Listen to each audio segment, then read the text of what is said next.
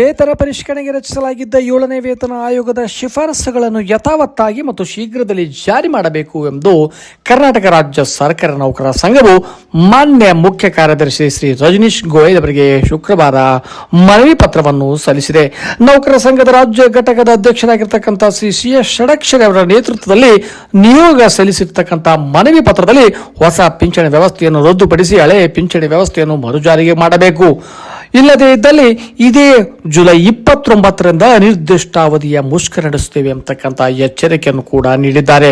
ಹಾಗಾಗಿ ಮನವಿ ಪತ್ರ ಸಲ್ಲಿಸಿದ ನಂತರ ವಿಧಾನಸೌಧ ಆವರಣದಲ್ಲಿರತಕ್ಕಂಥ ಗಾಂಧಿ ಪ್ರತಿಮೆಯ ಬಳಿ ಸರ್ಕಾರಿ ನೌಕರ ಸಂಘ, ಸಚಿವಾಲಯ, ವಿಧಾನಸಭೆ ಮತ್ತು ವಿಧಾನ ಪರಿಷತ್ ನೌಕರರ ಸಂಘಟನೆಗಳು ಪ್ರತಿಭಟನೆ ನಡೆಸಿದವು. ಹಾಗಾಗಿ ಅಧಿಕೃತವಾಗಿ ಈಗ ಕರ್ನಾಟಕ ರಾಜ್ಯ ಸರ್ಕಾರಿ ನೌಕರರ ಸಂಘ ಜುಲೈ 28ರ ಒಳಗಡೆ 7ನೇ ವೇತನ ಆಯೋಗದ ವರದಿ ಜಾರಿಗೊಳಿಸದೇ ಇದ್ದರೆ ಜುಲೈ 29ರಿಂದ ಅನಿರ್ದಿಷ್ಟಾವಧಿಯ ಮುಷ್ಕರ ನಡೆಸಲಾಗುವುದು ಅಂತಕ್ಕಂಥ ಅಧಿಕೃತವಾಗಿರ್ತಕ್ಕಂಥ ಘೋಷಣೆಯನ್ನು ನೀಡಿದೆ.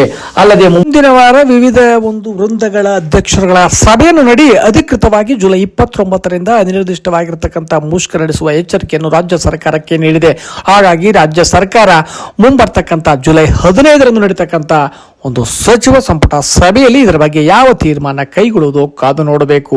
ಒಂದೊಮ್ಮೆ ಆ ಒಂದು ಸಭೆಯಲ್ಲಿ ಸಚಿವ ಸಂಪುಟ ಸಭೆಯಲ್ಲಿ ಯಾವುದೇ ಸ್ಪಷ್ಟ ನಿರ್ಧಾರ ಕೈಗೊಳ್ಳದೇ ಇದ್ದರೆ ಜುಲೈ 29ರಿಂದ ಅನಿರ್ದಿಷ್ಟ ಮುಷ್ಕರಕ್ಕೆ ಹೋಗುವುದಂತೂ ದಿಟವಾಗಿದೆ. ಹಾಗಾಗಿ ರಾಜ್ಯ ಸರ್ಕಾರ ಯಾವ ಕ್ರಮಗಳನ್ನು ಕೈಗೊಳ್ಳುತ್ತದೋ ಕಾದು ನೋಡೋಣ. ಧನ್ಯವಾದಗಳು.